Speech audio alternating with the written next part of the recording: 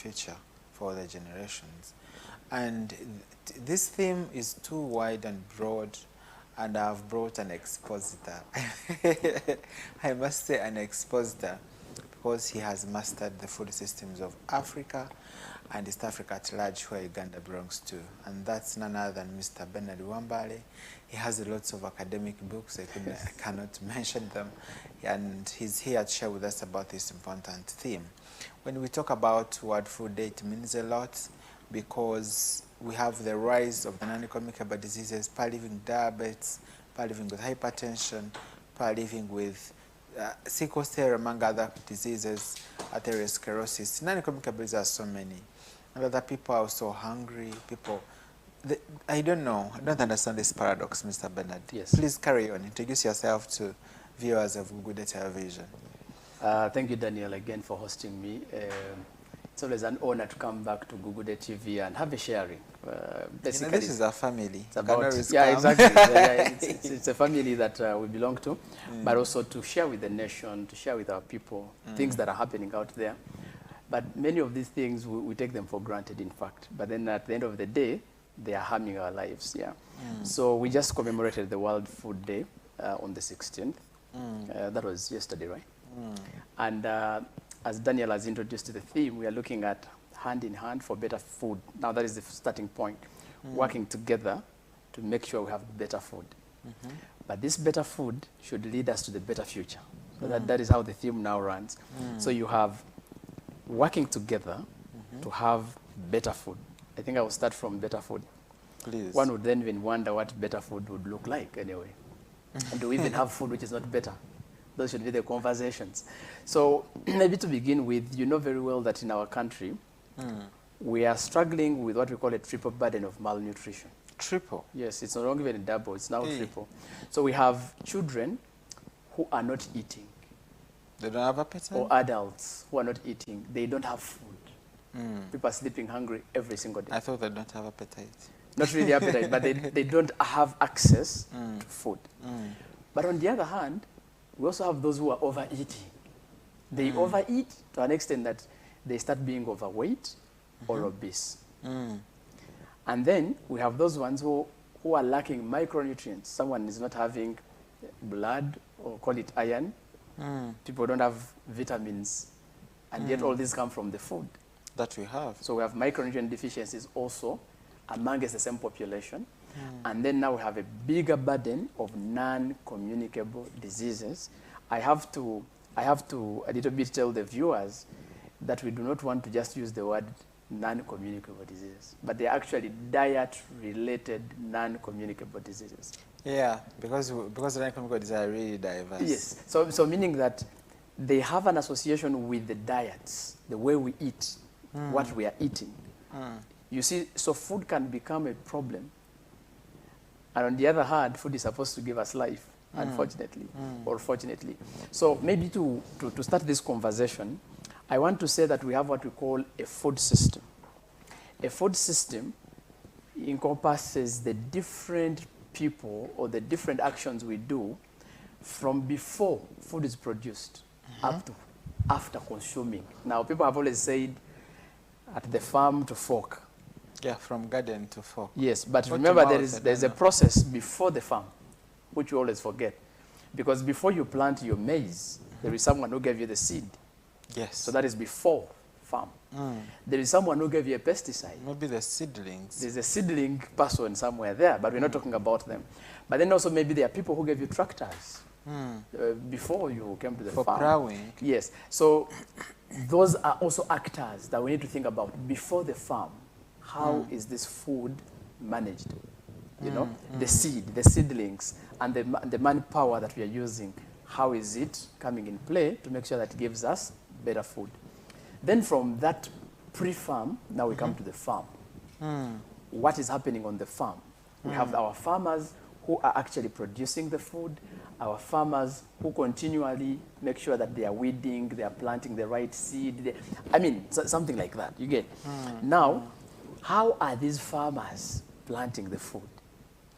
And how should they plant them? First and foremost, what you plant can determine what you're going to reap.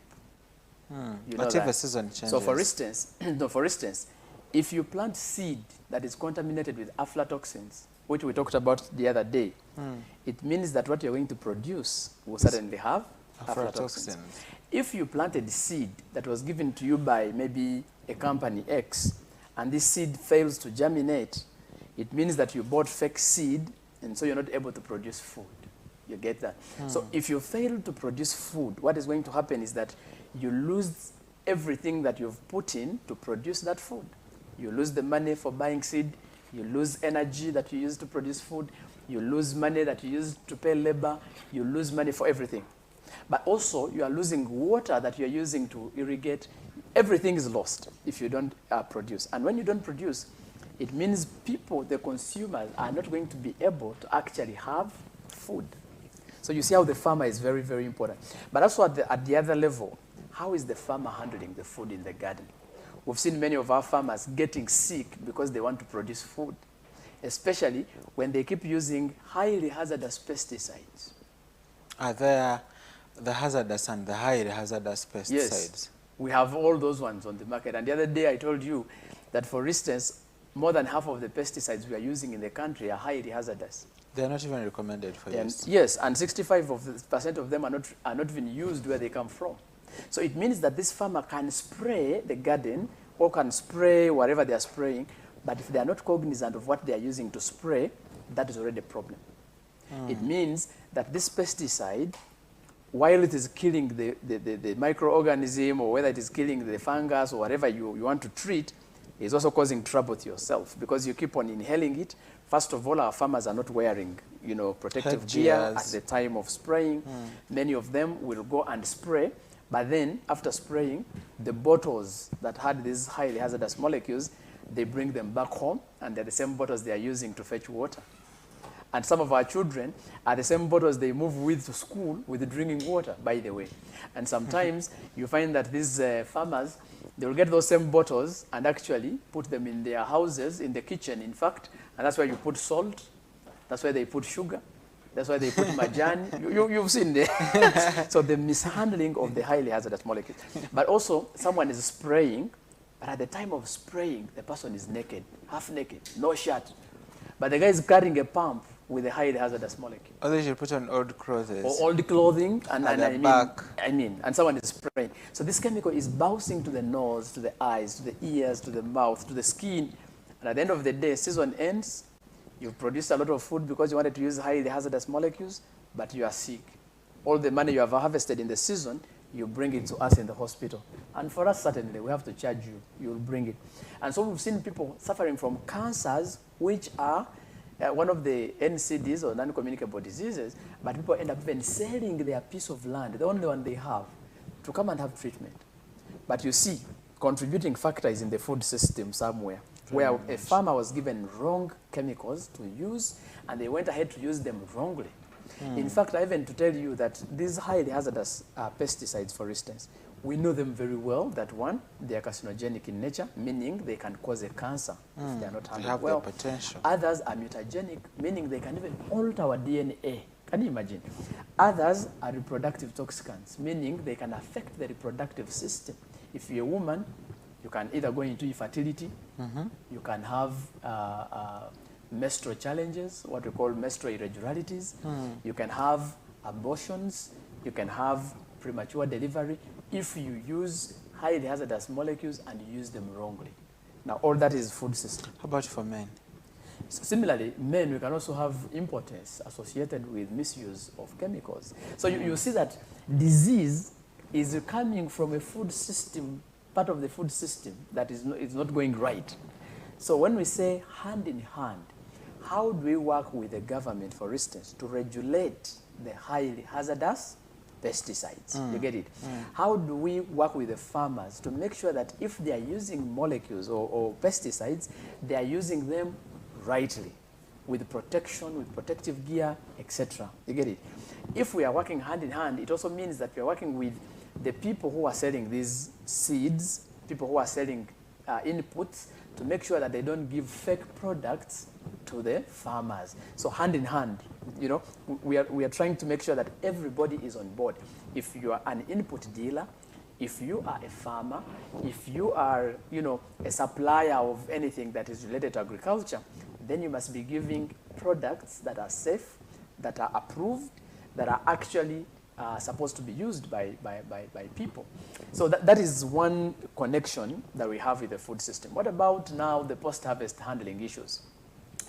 When a farmer harvests the food from the garden, let's say you're done with the production bit of it, and so you have produced your tons of maize or your tons of cassava, and then your tons of potatoes, etc. How are you drying this food? In fact, many of our farmers end up having produce from the gardens when they're actually safe, and then they come and dry them on a tarmac road. Someone is drying it on top of a rusted iron sheet.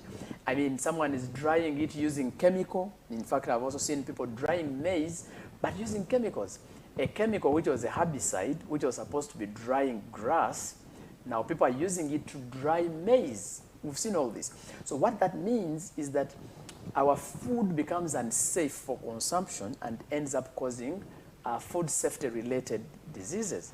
And I must tell you that 14% of the illnesses in Uganda are actually having an attribution to food safety. 14%. They are food safety-related illnesses in the country. So the handling of the food can become a challenge after the garden. Look at how the food comes to our streets. People who are preparing food on the street. Having them in very... You know, someone is using transformer oil to cook human food. Someone is using engine oil to prepare food for human beings. Someone is using ARV drugs in making animal feeds. Can you imagine that? Very common. Someone is using vegetable oil to prepare for us fish, but this oil is used for a month. So it means that every time cooking oil is reaching the smoke point, it keeps changing. And so it starts producing cancerous compounds. And this can be a problem to human beings who consume them. Consumers out there, every time you go to buy chapati or chicken or whatever you're buying, and you see that the vegetable oil is black, run away immediately. Because that is already an indication that there is a problem with the cooking oil that they have used to prepare your food. Similarly, in our homes, don't use vegetable oil more than 2-3 times. In fact, I've seen people using cooking oil for 5, 6, or 10 times. That is suicidal in nature. So you see, the food that we eat can be problematic because we are preparing it wrongly. We are using wrong, unedible oil.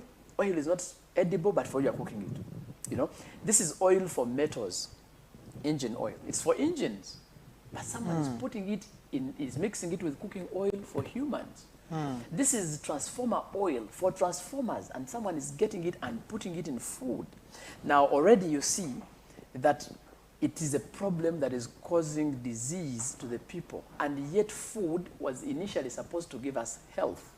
So you see that how do we bring in, for instance, the street food vendors as actors in the food system to understand how food is supposed to be handled on the street?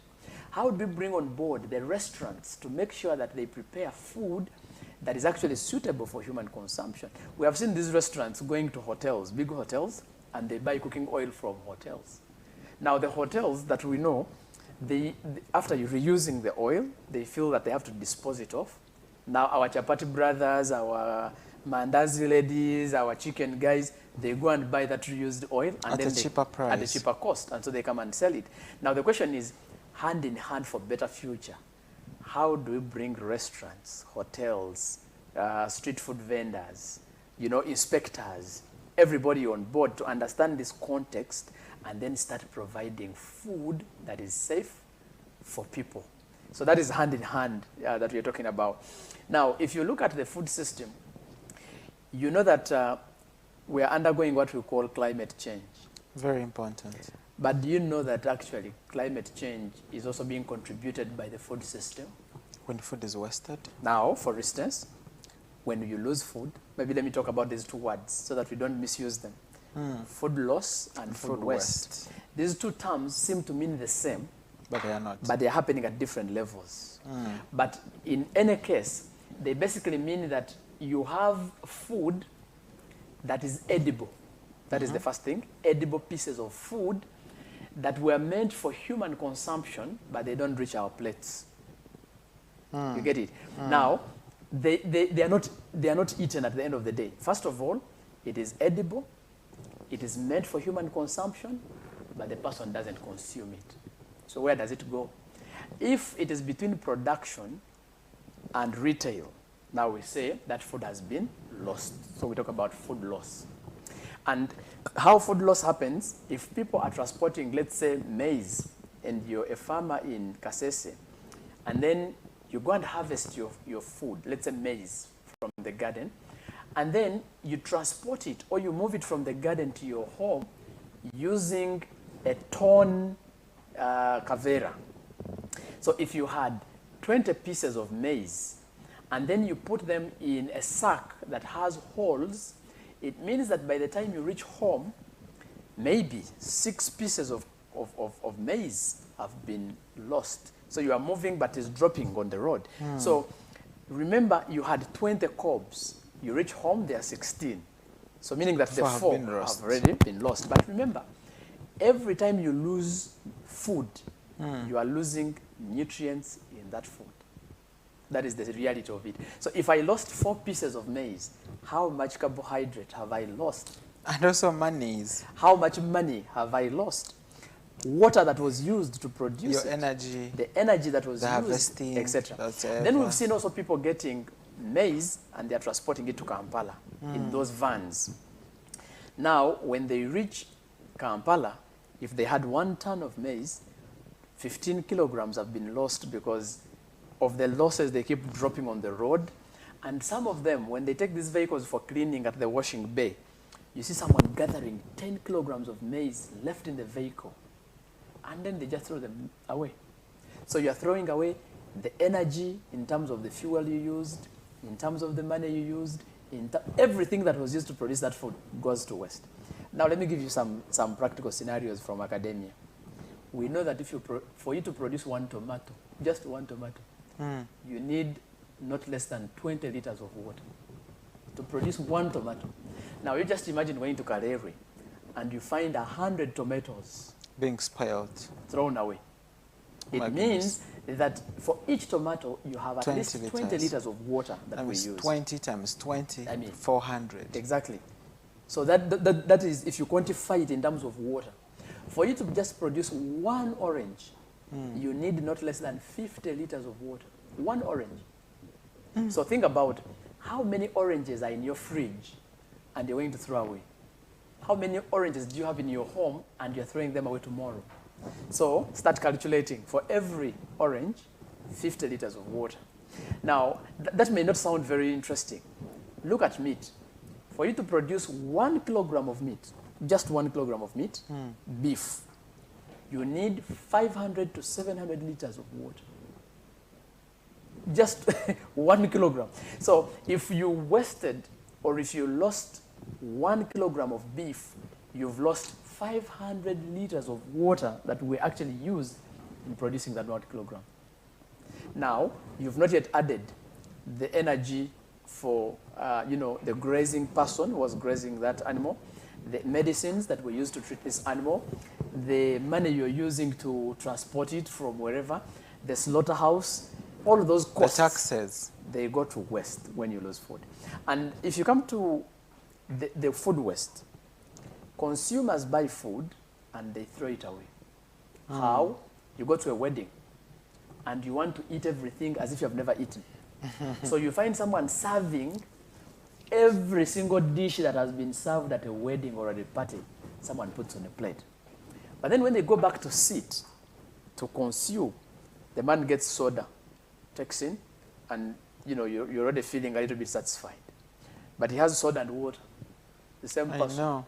And then he has taken a bottle of soda, a bottle of water, and then at the end of the day, he has chicken, which was deep fried. Chicken, which was roasted. Boiled. And the one which was boiled on the same plate. Now, he also has fish, which was boiled, fish, which was... then you come, let us talk about rice. Yesterday I was making a correction. Yes. at some event where I was. So you see this the rice, they put a lot of onions and they darken it. Pilau. They make it, yes, pilau. Yes. And then the white one. Someone was like, please, I need only brown rice. I was like, that's not brown rice. Brown rice. That is not Like, brown no, rice. no, no. How do you call it? I was like, this is not brown rice. Yes. And because the person had put 2 species of rice, but when it is one rice. So he says the other one is brown and this one is White rice. There is even one which is colored yellow. So those are the food colors. I think, Exactly, exactly. So what happens is that now you find someone having 4 different rices, I would say. Of colors. Of I've colors. seen the purple one. I've seen the orange one. Yes. And what happens, he takes 1 spoon or 1 fork each. of each. And then he's balancing the tastes. Then the rest is left on the plate. Mind you, you can be 100 people at a party, okay? But then 90 people take a lot of food and they leave it on the plate when 10 have starved. Very true. And then they throw it away. Now that is food waste. Go to restaurants. People go to restaurants, give me all food. They call it all food and then fish, as if fish is not food. Now what is happening is that you're going to receive this food, you consume it, and then you find that half of the food is not even touched. Wow.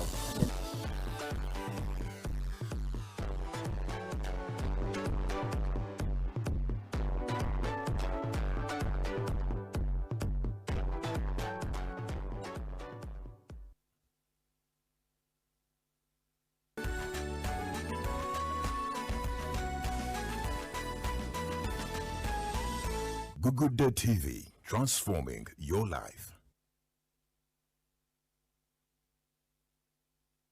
Wayagala ebyuma ebirungi ebyogera basita pasiteri atunda nange ngoma nekita zonna basita pasiteri amplifier n'emizindalo basita pasiteri ebitala bya siteji ebyebika byonna basita pasiteri ebyuma bya ivexi tubirina byonna basita pasiteri awutudo wa screen tupangisa basita pasiteri kukizimbe kya Newmark William Street basita pasiteri kati nogendayo musajja mwesigwa kituufu endo gye gisoboka ekibanja mpona kikwata wagula ebyekkanisa jangu ewa pasita pasiteri tusangibwa ku kizimbe kya Newmark ku William Street ku ground floor room number N31 opposite DFCU Bank. Esimu noti 78200 ne noti 75200 wano wokka we tusangibwa.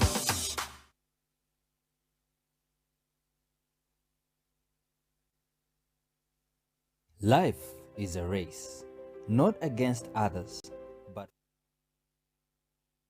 you know, every journey of faith starts somewhere. But it can't stop at the surface. God is calling us deeper. Beyond small wins, beyond just doing, into becoming more. Thus the heartbeat of Youth Night at Petra Full Gospel Church, and the theme, Launch Deeper. The last youth night of 2025, a season where we move from anchor deep faith Until we're completely overwhelmed by His glory. and guiding us deeper is Bishop Fred Wantate, the father of Full Gospel Church. So mark it, 31st October 2025 from 5 p.m. to 8 p.m. at Imani Complex, Chira. This is the call. Respond and launch deeper. Petra Full Gospel Church, raising a deeper generation.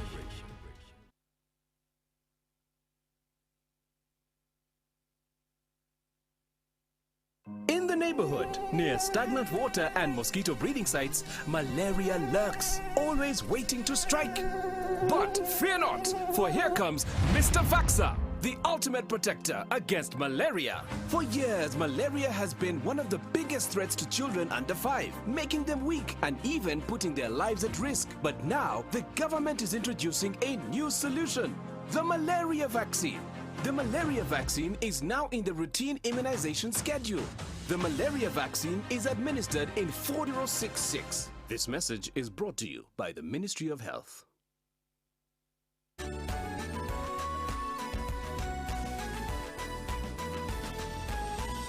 Good Day TV, transforming your life.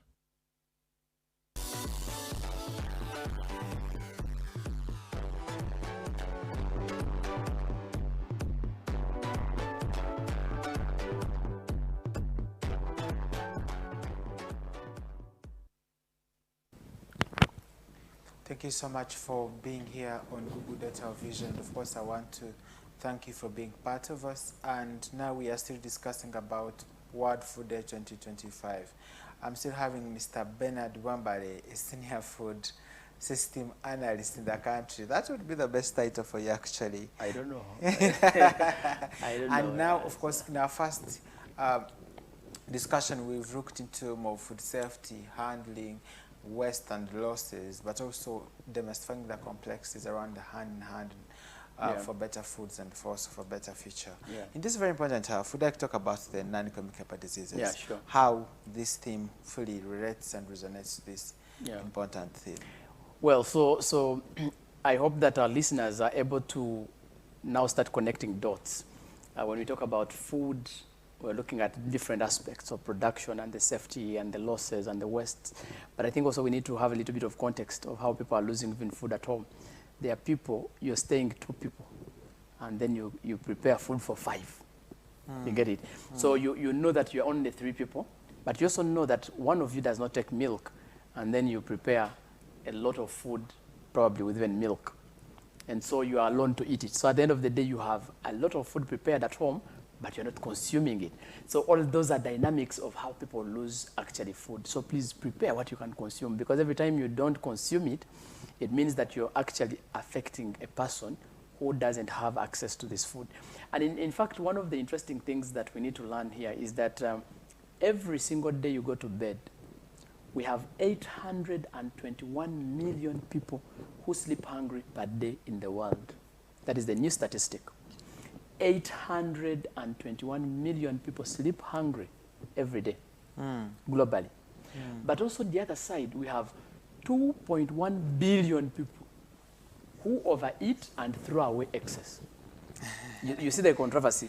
And then, so that means it's a double-edged disorder. Exactly. So what FAO is reporting, FAO says that the amount of food we lose every day can feed the hungry people 4 times. I don't know if they get that context. The amount of food that we leave on our plates. Yes, please. It can feed the hungry 821 million hungry people 4 times. In a day. That is the amount of food we throw away. That's too much. Exactly. So we need to revise the way we handle food so that we can save other lives. You've heard about Chitezi. Yes, please. When it collapsed and people died. But do you know that one of the contributing factors is food? It was a laughable scenario. It looked so. But do you know food was a contributing factor? So for instance, in Uganda, 40 to 50% of our fruits and vegetables, which are edible, which are supposed to be eaten by people, are actually thrown away. That is the percentage. How is that done? If you go to the markets, whatever you find there as waste, it is actually food. Tomatoes, onions, oranges, miembe, and all that. Now this food, because it has been thrown away, it finds itself in landfills. Now, when food rots, this is where now the science is. When food rots, let's say mangoes, onions, and whatever, when they start rotting, they start producing greenhouse gases. One of the gases is methane, which is one of the dangerous ozone gases. Now, when we have Chitezi and other related landfills having a lot of food that has been dumped there, cabbages, onions, tomatoes, green pepper, matoke, all of them are there. So they start rotting, and so they start producing those kind of gases. Now these gases are emitted to the environment, okay? When they go to the environment, they start contributing to the climate change issues that we talk about, because these are greenhouse gases coming from rotten food and emitted to the environment, and so they cause the ozone to weaken, and so you start having these climate issues. But what is causing that? Food waste and loss. So you see the connection.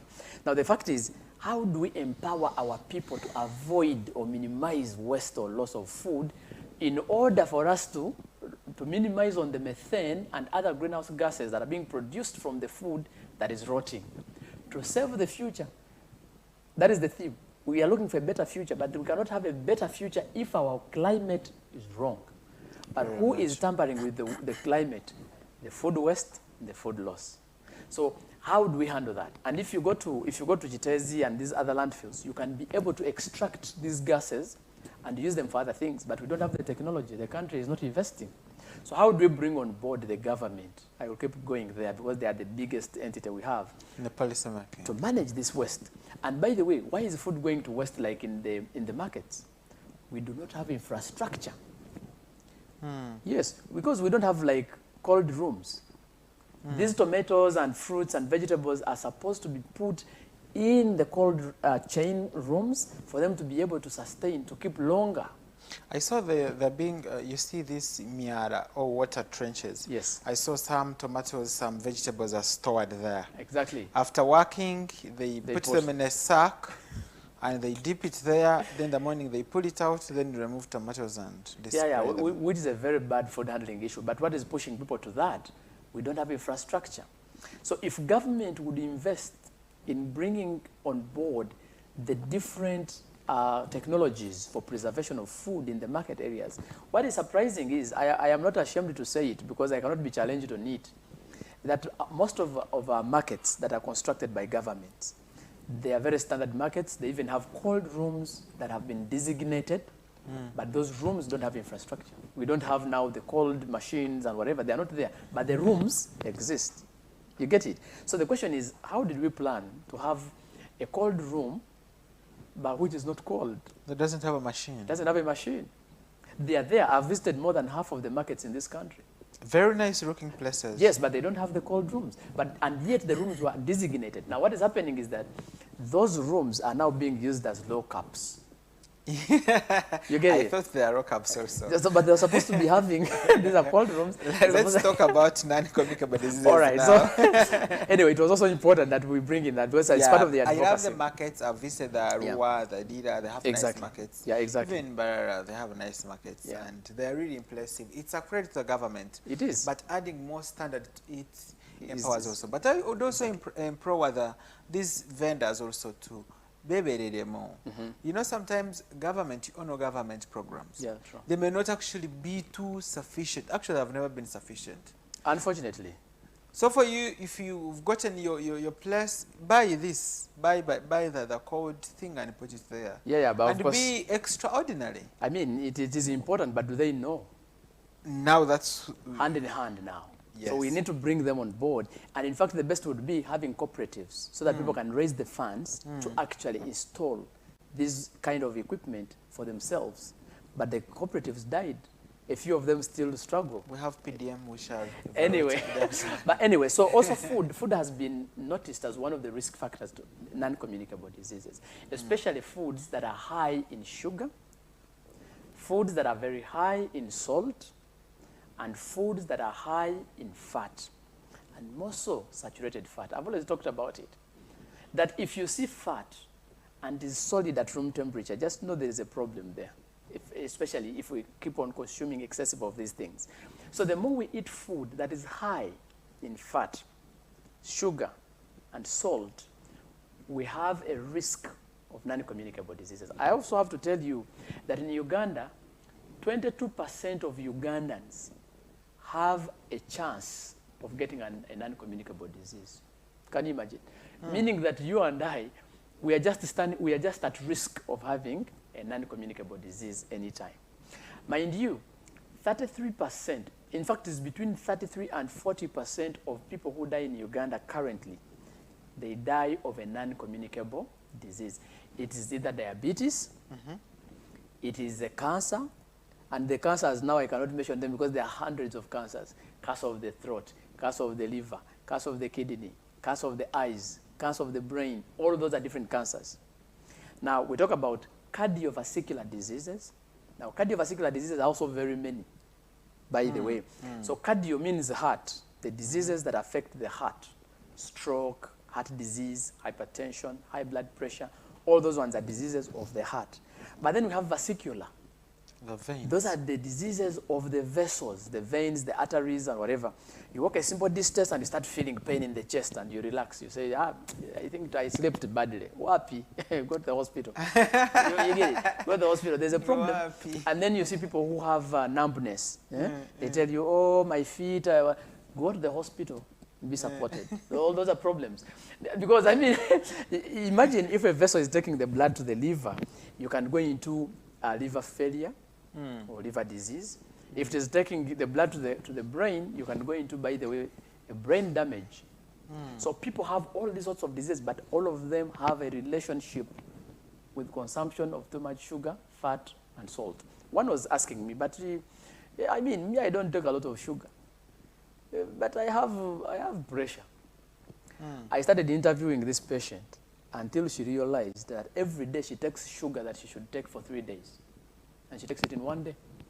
So for instance, if you're a man. Yesterday I was in the evening, there was a dinner somewhere, a gala dinner and an award ceremony. Yes. This company was distributing ice cream, very small ice cream. Yeah. Even my palm is big, very small bottles. But when I was reading on it, it had 25 grams of sugar. You see that? You see 25 grams. In a thing that's very small. 25 grams. They are not even more than 8 good scoops. Now let us break that one to the viewers. What 25 grams mean? You just look at your teaspoon at home. Teaspoon at home. That teaspoon you see, the one you use for sugar, that small the spoon. table one. No, the teaspoon. That small teaspoon is about 2.9 grams. So it is actually, many of them are less than 3 grams. Now, when we talk about 25, it means that you have those teaspoons, you start calculating 1, 2, 3, 4, 5, because by the time you make 10 of those, that is 30 grams or 29 grams. So imagine that small thing has around about 10 teaspoons. Yeah. Now, take soda. Most of the sodas we have in this country, they have between 8 and 12 teaspoons of sugar. Wow. If you're a man, you're not supposed to exceed 8 teaspoons a day. 8. Now, when you take 1 bottle of soda, you've taken all the allowance in just a soda. So if you take 2 sodas, that is sugar for 2 days. But let us go back to our homes. How are we doing it?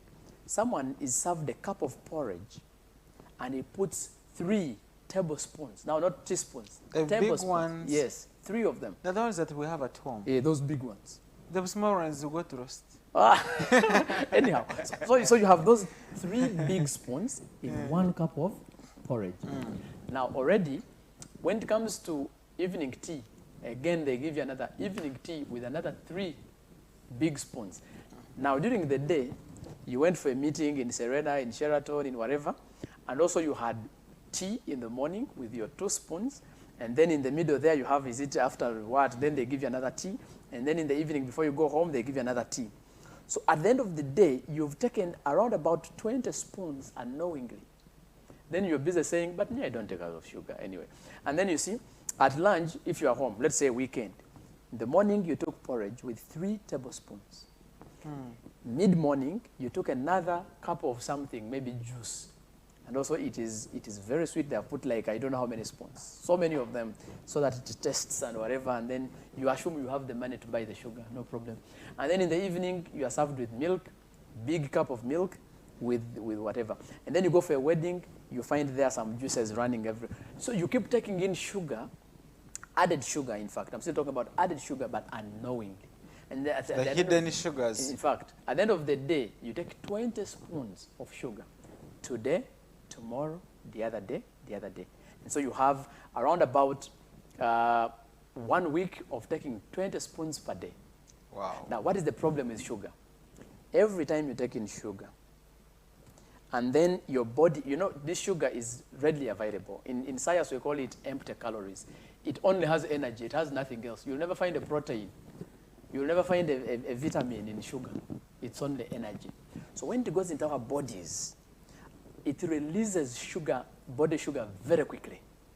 So it keeps on increasing the spikes because the body now has to produce insulin very fast. Instantly to support the sugar that is coming. That was so not ready the for. continuous spike in insulin in insulin production, continually, it leads to what we call insulin resistance. And when you have insulin resistance, you are automatically going to start having diabetes. Automatically. Because it means that your insulin is failing to pick the sugar and use it. So every time you create spikes of insulin production, you're creating a scenario where at a particular point X, this insulin is going to end up being insensitive, and so you're going into what we call insulin insensitivity, and so you may end up now failing to regulate sugar, and you're going into diabetes. That is one angle. But also consumption of too much sugar can lead to fat accumulation. Yes. The moment you have too much sugar, and this sugar, the body is not able to use it, the body converts this sugar into fat, and so it stores it for you in the different body parts. If you're unlucky, it can store it in organs. So you start hearing that someone has a fatty heart, that the heart has accumulated fat. They tell you, oh, he has a fatty liver. Oh, he has, fat accumulating around the kidney.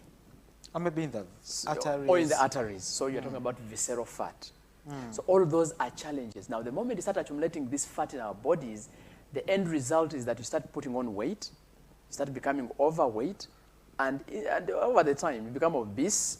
Now, that is another biggest risk factor to all the non-communicable diseases, all of them. Because the moment you have hypertension, you're going to have diabetes, you're going to have renal failure, all of those non-communicable diseases. They call each other. How do you prevent them? Let's talk about, this is more of, you've highlighted the risk factors and whatsoever. Yeah. Let's talk about prevention. Now, the first obvious thing is to reverse what we've just talked about. Is that an instant prevention measure? One, if you have been taking a lot of sugar, the sugar, please reduce it. Get saved. This is Makere Frugal Church actually. Please reduce the consumption of sugar as much as you can. I have been telling people that even if you have been taking street food for every day, yes, and you reduce maybe 2 times a week, slowly, and you end up leaving it, exactly, come and give a testimony. Please. Don't wait first to give a testimony of adultery, murder, whatsoever. Come and confess, because you've run away from the diseases that will deplete your finances, that will kill you prematurely, and you've come to Jesus. You know, I have always said that when we die of food, it is also suicide. You've killed yourself. You need to come and repent of your...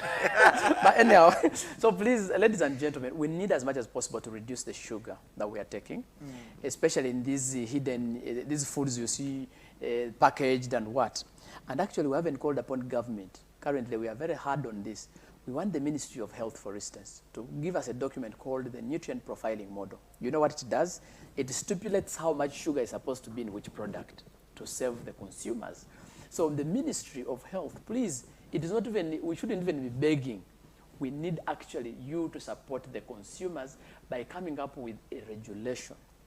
We come up with a profile model, for a nutrient profiling model that is going to show us how much sugar, how much salt, how much fat is supposed to be in a particular food. And then later on, come up with what we call front of pack warning labels.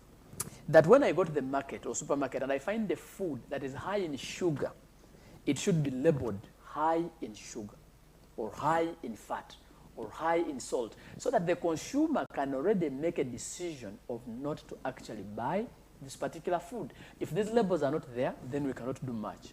The consumer doesn't know. So we need to create avenues, regulations that help consumers to be able to tell how much of fat or sugar or salt is present in the food. That is for government.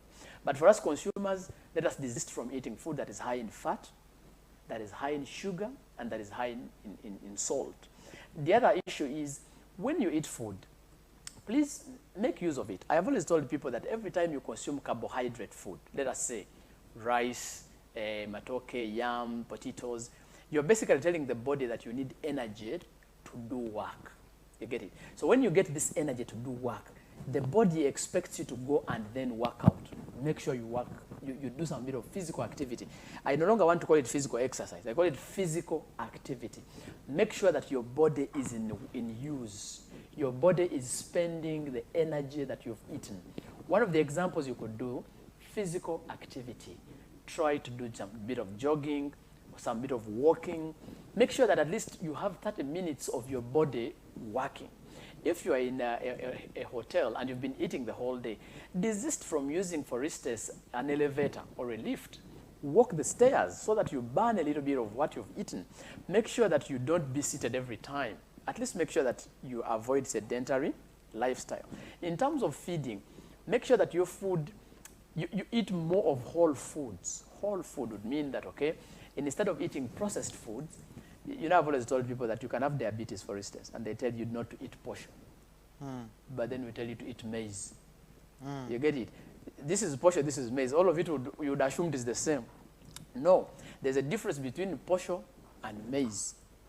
While posho is a product of maize, but they are different when we consume them.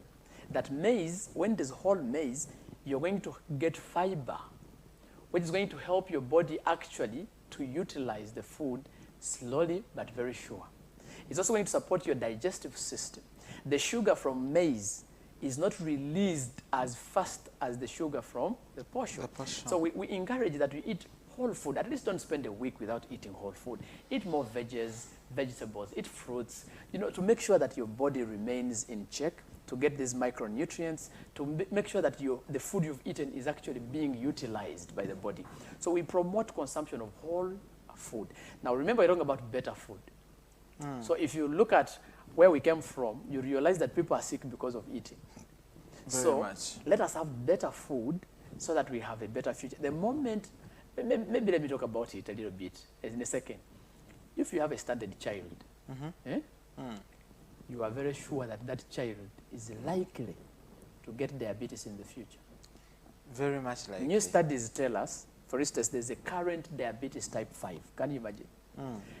It is when a child is malnourished, the malnutrition is going to affect the pancreas that secretes the insulin.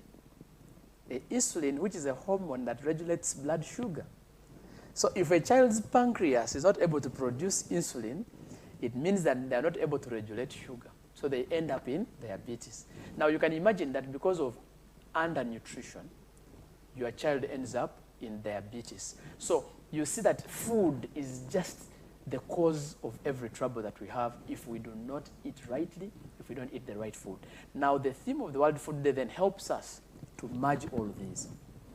Let us put our hands together. The farmers, you the nutritionists. Unfortunately, the government is not employing enough of us, the nutritionists. But we need to have a campaign of everybody coming on board, the nutritionists, the health workers, the farmers, the extension workers, the processors, the transporters. You must have seen the other day on one of the televisions when they were showing in news, a truck got an accident and was carrying food. But when they opened the truck inside, it was lime mixed with flour. The food mixed with lime. I mean, so how do we bring on board the transporters to understand how food is supposed to be managed? That is the theme of the World Food Day. Working together, all of us, anybody in the food system, putting your energy together, putting your efforts together to make sure that you provide safe, adequate, nutritious, and healthy food. I use these words usually deliberately, that the food must be enough. It must be safe, it must be nutritious, but also it must be healthy. We have seen that people make food unhealthy many times by, you know, the adulterations that I've talked about. A few days ago, I was at the border point in Busia, and the vendors were reporting that people sell maize, but with stones, with sand, with feathers, with the droppings of animals. Now, all this is, you know, affecting the quality of the food that we are giving out to the masses out there. Now think about every time you do something wrong to the food, you are contributing to death of somebody. So we need to see who is touching food, who is within the food system, and we make sure we bring them on board. We start training them. We start conversing about food. Let us talk about food. If you put engine oil in someone's food, honestly, and then on Sunday you go and you are taking tithe, which tithe are you taking to the church? On a Sunday, someone is taking tithe to the priest or to the pastor, but that is money coming from food chips that you prepared with transformer oil. So you killed people. I mean, so what are you saying? So you murdered? I mean, you're a murderer. You are supposed even to be in Luzira right away. Let's give a call to government as we tend to wind up this program. Yes. You know, food is a doing verb. Yes. I often tell people that if I told you stand up, you stand up, sit down, you sit down. That's how nutrition is. Because even if, and of course, you know, unlike the stomach, even if you are dull, the brain cannot tell you. I mean, Even if you don't think the whole day, but the stomach will remind you. We say, hello, Bernard. I am. And you need food. Yeah, I knew. That tells you the power of food and Yeah. the power of nutrition. Yeah, yeah. Now, give us your last cutting point. So let's. Directing the government. I want to give to everybody. Please. The government, we have a lot of laws, but we need to enforce those laws. We need to implement those policies. We need to make sure that people have access to safe, nutritious, healthy food. That is government. All our laws must come to play. For us consumers, when you go to the market, buy safe, nutritious, and healthy food. Make sure that everything you serve, you finish it, so that you don't starve other people. And you don't throw away food. Even if you go out for outing, make sure that the food you're eating is finished. If you're going for your visitation for your children, make sure you take them food. Whatever you're taking these days is not food. You're taking something else. Please let us take to our schools food, real food. Minimize this bit of taking highly processed foods. Please let us take food to our children, whole food. And then our children will be better off. So all of us, it's our responsibility to make sure that what you are providing food, if you are a vendor in the market, on the street, ensure that what you're giving people, you are able to eat it as well. Wow. Thank you. Thank you so much for watching Good Day Television since we began this program till this end. You can also guide and follow us on the social media platforms, Good Day Television, Uganda, LinkedIn, Facebook, TikTok, and share your comments about this important discussion of World Food Day. But of course, looking into your practices, my practices, and how can the government be brought into this, and we support your eating habits in relation to the disease prevalence in the country. I've been joined by Mr. Bernard, and I have been Kamara Daniel as usual. See you next week, Wednesday. Take care of yourselves. See you.